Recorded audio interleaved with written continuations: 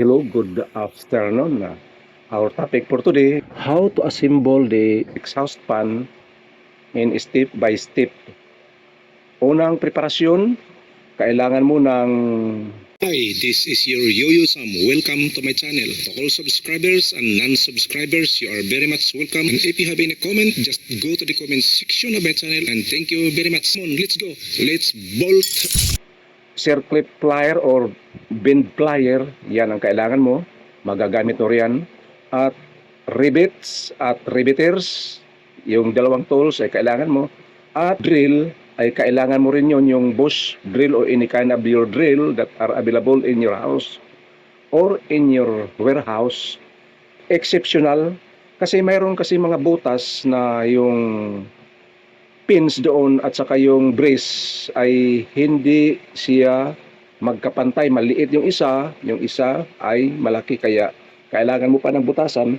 At yung pinadala nila na rivets ay maliliit, hindi malaki, kaya at pagkabit mo doon ay maluwang siya, kaya hindi namin siya ginamit. Yung ginamit namin ay bumili kami ng malaki-laki na rivets upang mahigpit siya, makakagat doon sa pag-rivets ng iyong exhaust pins.